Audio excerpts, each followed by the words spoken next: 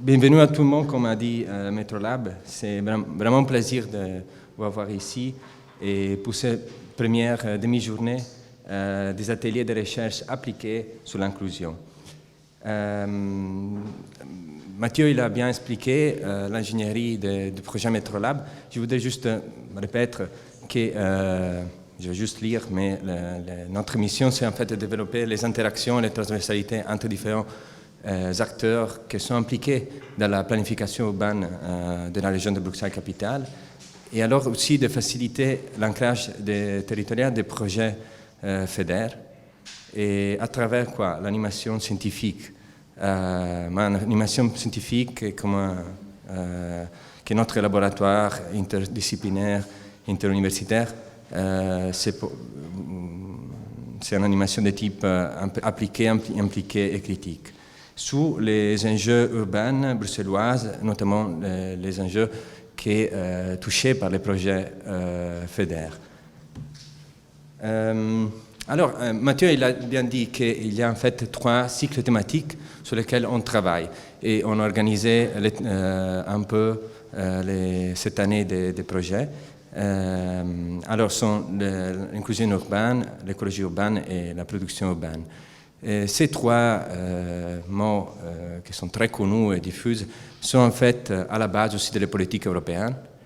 Et comme on est financé par la région de Bruxelles-Capitale et aussi des fonds européens, on va travailler et chercher dessous ces différents concepts. Ces ateliers sont encadrés dedans la question de l'inclusion urbaine.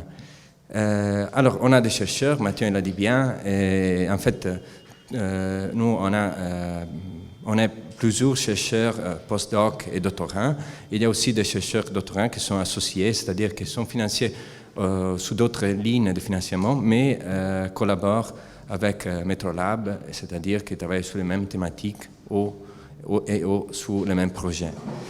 Mais on fait aussi de la recherche collective, ça c'est une tentative, on appelle ça cellule interdisciplinaire et on fait sa recherche en commun, on va dire, sous des projets à la fois et sous des thématiques spécifiques. Et après on organise des activités, oui des activités de recherche bien sûr, mais aussi des workshops, des ateliers avec les acteurs du terrain, des conférences, des colloques. Mathieu il a mentionné la masterclass sur l'inclusion de janvier 2017 et on fait des ateliers de recherche appliquée qui sont été, oui, les premiers c'était, je pense c'était novembre-décembre 2017, c'était sur l'écologie et maintenant on travaille, on a commencé aujourd'hui on commence les ateliers sur l'inclusion.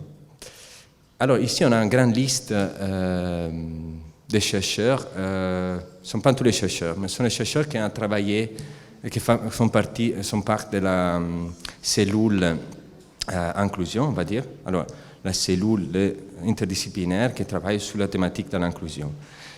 Je ne vais pas vous présenter tous les chercheurs, ce sont 7, mais juste pour vous dire qu'il y a des postdocs, il y a des doctorants, comme on a dit, et en bleu, ici en bas, vous pouvez voir les projets FEDER sur lesquels chaque chercheur travaille, à la fois de manière aussi collective.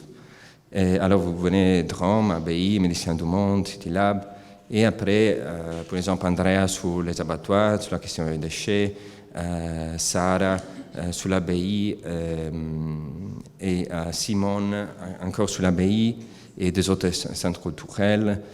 Je vais très vite, sinon on ne termine jamais. Et après, Lionel, qui travaille aussi sur plusieurs projets et sur la question de la métropole et la question de vivre ensemble. Et alors, on a en fait, comme on a dit, des recherches individuelles et après on a des recherches collectives. Ça, c'est juste 2 exemples. Alors, la cellule Médecins du Monde, on travaille en fait avec Isabelle Heymans. Sous les projets financiers pour la région et les fonds FEDER à Kuregem.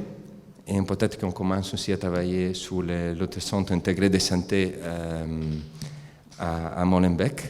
Alors, qu'est-ce qu'on fait? On organise des ateliers, on a fait des ateliers de cartographie, aussi la cellule ABI, Je ne vais pas lire toute la liste des noms, mais on a fait des ateliers de cartographie, des ethnographies, on a partagé différentes positions et manières de regarder les projets et leur relation avec la ville. Et on fait des tentatives de développer des regards qui sont transdisciplinaires, si vous voulez, et de donner après ces informations à les porteurs de projets ou à différentes personnes impliquées par ces projets. Enfin, on organise des activités. Aujourd'hui, je l'ai dit encore une fois, c'est la première sous l'atelier de recherche appliquée inclusion. Alors, il faudrait bien poser, parce qu'en fait, on a beaucoup de communication, à la fois peut-être que c'est un peu trop, j'espère pas, mais pour dire qu'on utilise un code couleur. Quand quand il y a les meufs, voilà, c'est plutôt sur l'inclusion. Et en fait, aujourd'hui, la communication, c'était mauve, je pense, ne sont pas tombés. Alors, pourquoi on fait cette chose? Pour faire dialoguer différents types de questionnements sur l'inclusion urbaine, qui viennent des praticiens, qui viennent des chercheurs, gestionnaires publics, société civile, on espère aussi des citoyens. Et comme à travers des mi-journées, peut-être qu'on va faire des initiatives aussi différentes, mais à un moment, l'idée c'est de faire des mi-journées qui se basent sur des projets ancrés dans les sols bruxelloises et fait dialoguer les porteurs de projets, mais aussi des chercheurs et des acteurs publics. Et pour qui? L'idée c'est d'être très ouvert, très transversal, et pour des porteurs de projets, des associations, des publics ou privés, des chercheurs, des étudiants, et d'autres choses qu'on peut imaginer peut-être. Je voudrais introduire, ça c'est sur les métrolabs et sur l'atelier inclusion. Je vais dire deux mots par rapport à la question de l'inclusion.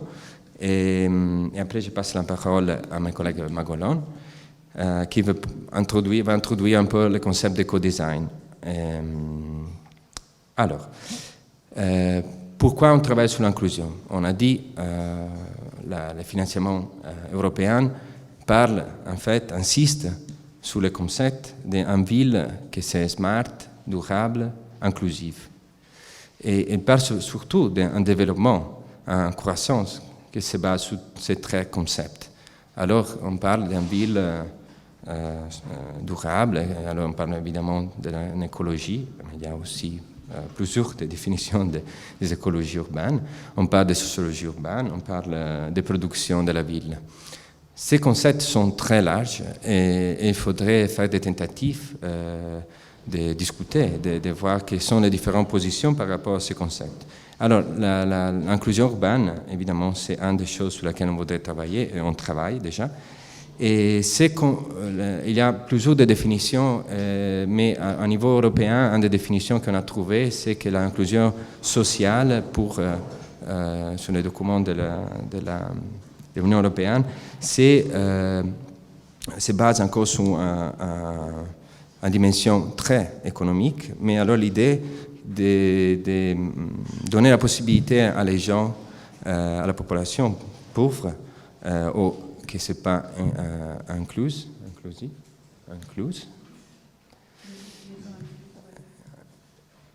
très bien, de vivre avec dignité et de jouer un rôle actif dans la société. Et bien, on sait que on est dedans en dimension, comme on est financier par les fonds européens, on doit bien sûr regarder ce que ça veut dire. Et surtout, il faudrait dire que les fonds FEDER, qui sont les fonds de développement régional, européens de développement régional, sont des fonds qui insiste sur l'idée d'améliorer la coexistence, la cohésion sociale, la cohésion, et de réduire les disparités économiques, sociales et environnementales. Et en fait, les fonds européens, on va dire, sont oui, on est dedans, ici, IRDF, c'est FEDER, en fait, sont en ligne que c'est lié à les fonds structurels et d'investissement européens, ESIF, et s'encadre dans la région bruxelloise à travers la région de Bruxelles-Capitale, qui en fait souligne l'importance de ces projets de s'encadrer dedans la zone de rénovation urbaine, que c'est, comme vous peut-être déjà le savez, c'est la zone bleue ici. C'est une zone qui à la fois change un peu le périmètre, mais c'est une zone sur laquelle il y a longtemps la région insiste pour la rénovation, pour la revitalisation de cette zone, et la région même insiste sur une revitalisation que c'est à la fois économique, durable et inclusive. Comme vous venez de sa carte, les projets FEDER s'encadrent en grande partie des projets FEDER 2007-2013 et de cette programmation 2014-2020. Alors les premières en blanc, les deuxièmes en noir, s'inscrivent dedans cette zone de rénovation urbaine. Vous venez aussi de la carte montre aussi que la région de Bruxelles-Capitale travaille aussi à travers d'autres formes de planification sur cet espace, ce territoire, comme par exemple, on sait bien, les contrats de quartier, mais aussi aujourd'hui les contrats de rénovation urbaine. Mais la mission du projet FEDER, c'est d'introduire des équipements pour évidemment faire la revitalisation, et si on fait la ligne avec les fonds européens, alors pour diminuer les disparités internes, si vous voulez augmenter la cohésion sur ce territoire. La question qu'on se pose, c'est pour quel type de rénovation doivent ces projets introduire? Dans quel terme, en quelle mesure ces projets doivent être inclusifs? Et qui ces projets doivent inclure? Dans quel moment? En quel moment doit être inclusif le projet? Dans le moment de la conception ou dans le moment quand c'est déjà fait, oui, doit intégrer différents usagers, ou on doit imaginer une inclusion à la conception et au moment de l'usage. Alors, les ateliers inclusion vont traiter ces questions, mais aussi des autres. Alors, comme atelier, on imagine que ce sont des ateliers très ouverts. Maintenant, il y a une dimension, si vous voulez, très frontale, mais après, à la deuxième partie, on va en discuter. Parce que l'idée, c'est en fait de se confronter, de faire des échanges et habiller des discussions sur des questions. Ce n'est pas que nous, on introduit la discussion, c'est juste qu'on apporte plus loin là. Et pour MetroLab, il faudrait dire, comme on est un laboratoire urbain, la question inclusive, ce n'est pas un choix. C'est-à-dire que ce n'est pas une possibilité. On doit nécessairement être inclusif. Alors, pour nous, parler d'inclusion, ça veut dire se confronter par rapport à différentes méthodologies que peut-être on utilise déjà, on pourrait utiliser dans le futur. Alors, aujourd'hui, en particulier, on va traiter la question du co-design, mais l'idée, c'est de parler de participation plus en général par rapport au co-design. Comme d'autres concepts, si vous voulez, la durabilité, l'inclusion, on sait bien, a beaucoup de succès aujourd'hui. Et à partir, si vous voulez, dans les fins des années 80, avec les budgets participatifs, il y avait des expériences en Brésil, mais après aussi en Europe plus tard, et dans les États-Unis, par exemple. La question de participation, c'est devenu très populaire, si vous voulez. Et en Belgique, je ne vous dis pas en Belgique, mais à Bruxelles-Capitale en particulier, il y a une tradition magnifique, après critiquée, mais voilà, dans tous les cas, il y a l'expérience des contrats de quartier, par exemple, et peut-être qu'il faudrait les reprendre et la discuter. On sait bien que, par exemple, Mathieu il a une grande expérience sur la question. Et, oui, juste pour terminer, la participation, ce n'est plus une utopie, si vous voulez. Et c'est une manière dans laquelle les pouvoirs fonctionnent. Et en fait, il y a des chercheurs qui ont mis aujourd'hui en discussion sur la participation, parce qu'ils parlent des formes d'institutionnalisation de la participation. Mais si vous voulez, la chose importante, c'est que quand on parle de participation, la chose qui est en jeu, c'est la démocratie. Et le succès de la participation, évidemment, c'est aussi lié à la crise de la démocratie qu'on trouve en Europe, en plusieurs pays, et pas seulement en Europe.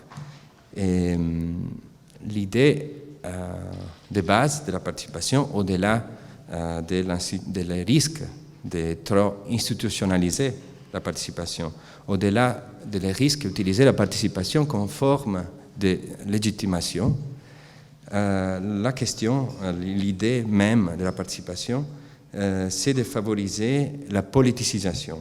Et le défi, à la base, c'est de travailler pour rendre l'espace politique un espace plus accessible, un espace plus équitable. Dans l'idée de réduire, si vous voulez, annuler, sinon annuler ou réduire la distance entre les gouvernés et les gouvernants.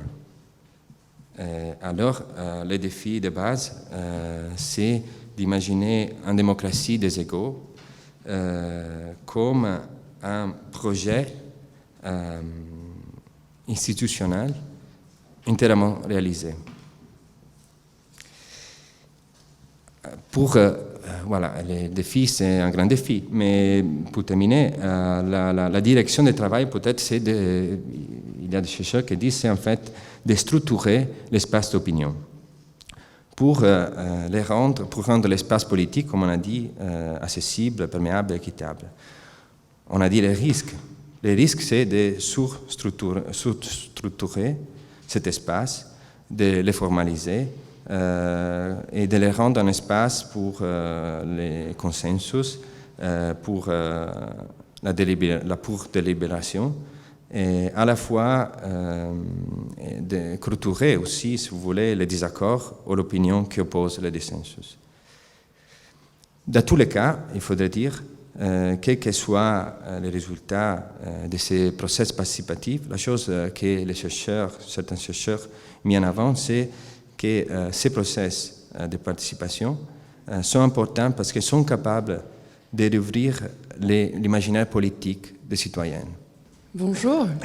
Je vais essayer de brosser un portrait assez rapidement du co-design. Je vois que le temps passe vite. Et je vais donc essayer de dresser ce portrait à travers quelques questions transversales qui pourront ensuite éventuellement guider la réflexion avec les différents intervenants. Tout d'abord, on peut essayer de démêler les mots. Parce qu'il y a beaucoup de notions qui se chevauchent. Marco vient de parler de la participation comme un procédé qui met le citoyen en mesure d'imaginer quelque chose de souhaitable. On est ici dans ce qui a trait plutôt à l'innovation sociale, qu'on peut définir comme des processus articulés et dynamiques dans lesquels différents acteurs agissent de manière collaborative dans le but d'imaginer et de réaliser des changements sociaux qui sont désirables. Le design se veut et présente des atouts pour être un actif contributeur au changement social.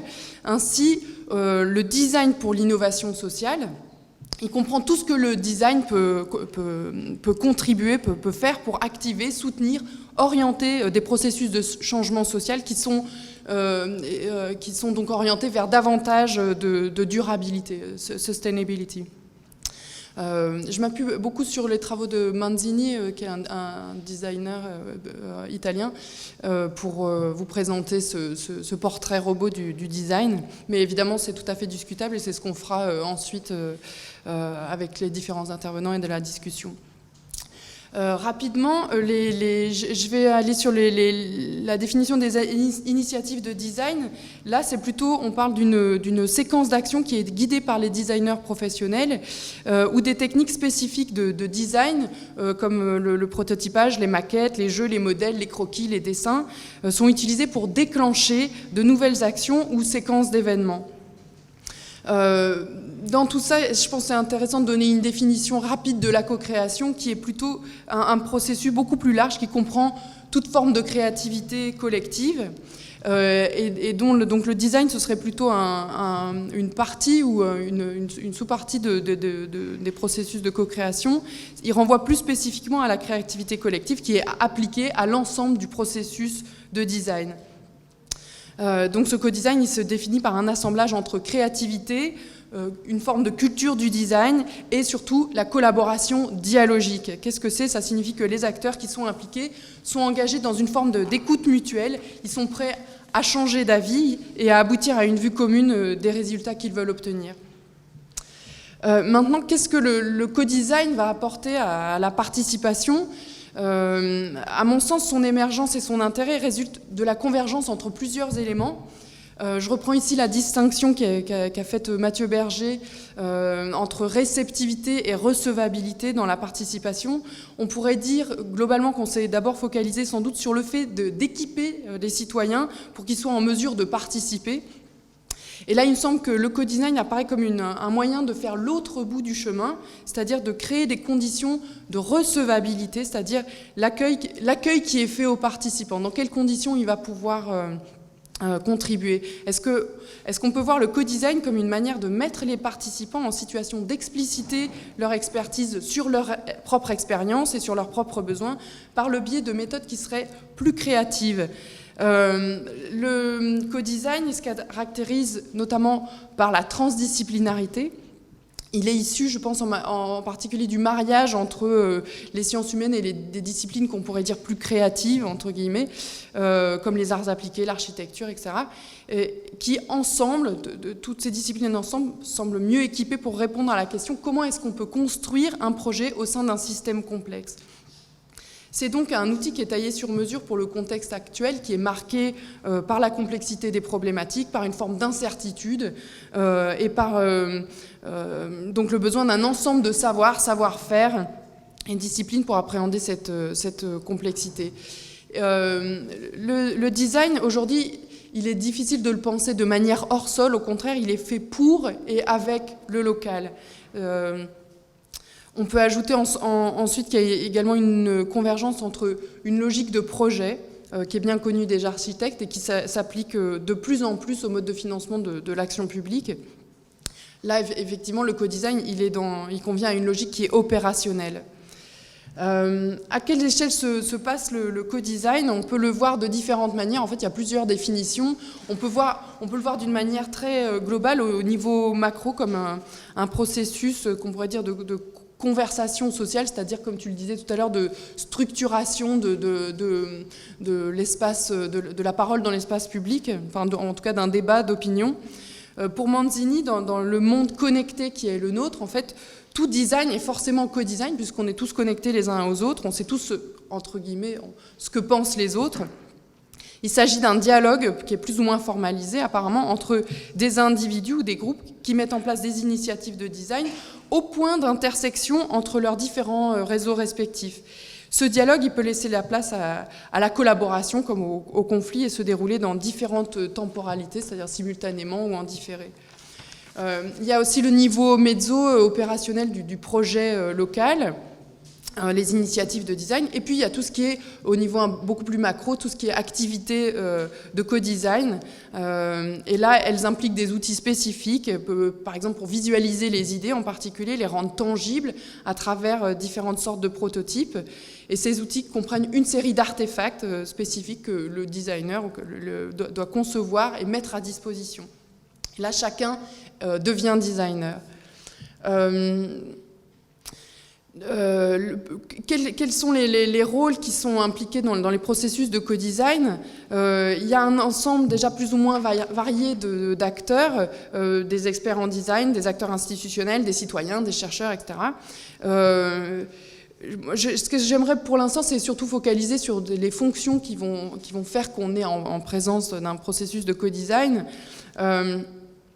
Dans le co-design, le rôle des experts est d'être à la fois critique, créatif et dialogique, comme j'ai dit, dans le sens de créer les conditions du dialogue. Ils doivent nourrir le dialogue de visions et d'idées en utilisant leurs compétences et leur culture particulière, mais aussi écouter les feedbacks des autres interlocuteurs et plus généralement, finalement, être à l'écoute de l'ensemble de l'environnement local dans lequel ils interviennent.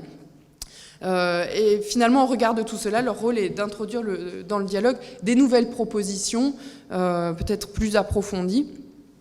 Donc le rôle des designers ne devrait pas se cantonner à la facilitation et au design post-it, comme on l'a parfois appelé, dans lequel tout un chacun a une ressource potentielle dans la recherche d'une solution à un problème donné, et qui ne laisse pas de valeur ajoutée au designer, qui va rester un facilitateur sans contribution spécifique. Ça, c'est donc une des choses qui est présentée par Manzini. Pour lui, le co-design, c'est pas que de la facilitation, mais ça ne signifie pas non plus que les designers imposent leur vue comme étant l'unique solution possible. Il y a entre ces deux extrêmes la place pour déclencher et soutenir un processus de design sans pour autant le contrôler tout à fait.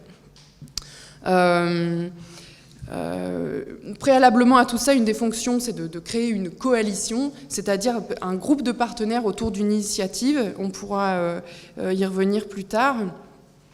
Et donc la principale qualité du processus de co-design, ça va être une forme de capacité à atteindre un équilibre délicat entre des idées, entre le fait de mettre des idées en avant et le fait de rassembler les idées des uns et des autres. C'est donc aussi une forme de médiation qui se joue là entre différents intérêts. Pour revenir ensuite sur qui intervient quand, qui est une question que tu as évoquée tout à l'heure, j'ai repris ici le cycle de projet qui comprend un ensemble d'étapes, de l'identification d'un enjeu social à l'identification des usages et des besoins spécifiques des personnes, jusqu'à la conception du réponse, puis à la réalisation, la mise en forme de la réponse et éventuellement à l'évaluation des effets. Tous les acteurs n'interviennent pas forcément à tout moment, et le co-design peut traverser soit l'ensemble du processus, soit intervenir à minima de façon circonscrite lors de certaines phases du projet, sous la forme d'ateliers par exemple. Maintenant, pour terminer, tout ça dans quel objectif ? Selon les moments auxquels intervient le co-design, il peut rassembler un ensemble de méthodologies qui vont le servir dans un processus de longue haleine, ou au contraire qui vont former donc une étape du processus qui ne sera pas intégralement participatif. Pour boucler la boucle, je trouvais qu'en tant que sociologue, j'aime assez voir mettre en évidence ce que le co-design permet de faire émerger. On a traditionnellement des techniques d'interview, par exemple, elles vont nous permettre de recueillir des discours et d'analyser ces discours. On a aussi des techniques d'observation. Et là, on va focaliser sur l'action en train de se faire, regarder l'action en train de se faire. Là, dans le design et le co-design, on est plutôt en train de focaliser sur une expérimentation, sur l'expérimentation de possibilités, de solutions par les gens qui sont concernés par les enjeux soulevés. Ça peut donc être un mode actif de citoyenneté. L'expérimentation, elle a une dimension opérationnelle qui est prise, à mon sens, entre plusieurs pôles. Elle a un intérêt, sa finalité, ça pourrait être le processus en soi, le processus par lequel tout le monde participe et contribue activement à imaginer une solution, ou alors elle peut être orientée tout à fait vers la production de quelque chose, un produit, un service.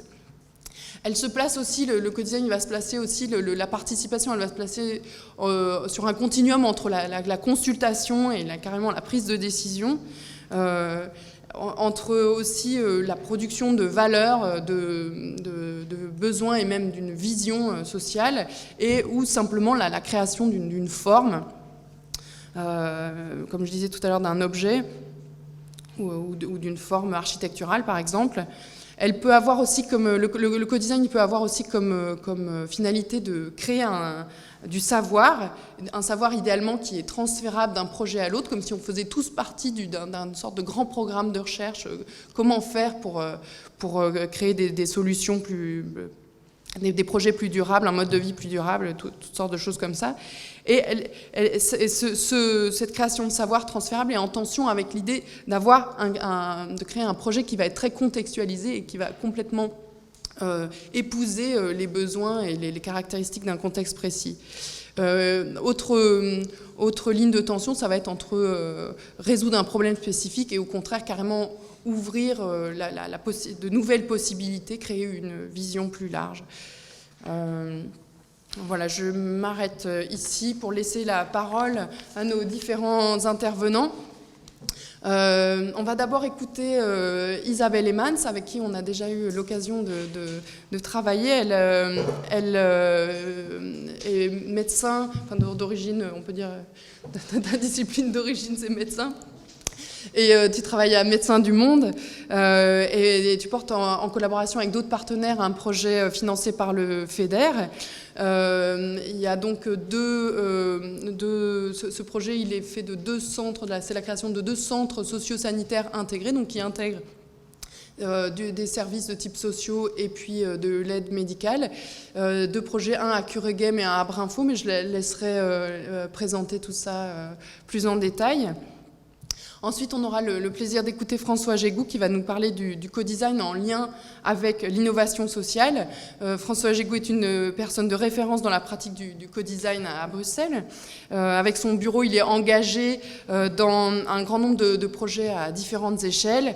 Et on peut préciser aussi qu'il appartient au réseau international DESIS, qui est Design for Social Innovation and Sustainability. Peut-être que vous pourrez ajouter quelques éléments à cette présentation succincte. Voilà, un grand collaborateur de Manzini, évidemment. Et puis enfin, nous aurons l'occasion d'entendre Xavier Huloven, qui est responsable du programme Co-Create à Innoviris, et qui nous parlera des objectifs de ce programme et du rôle de la co-création dans les projets qui sont financés. Pour terminer, on aura une discussion, l'occasion de discuter tous ensemble, et cette discussion sera emmenée par Louise Carlier, qui est sociologue au Métrolab et qui a travaillé sur l'espace public et le projet urbain.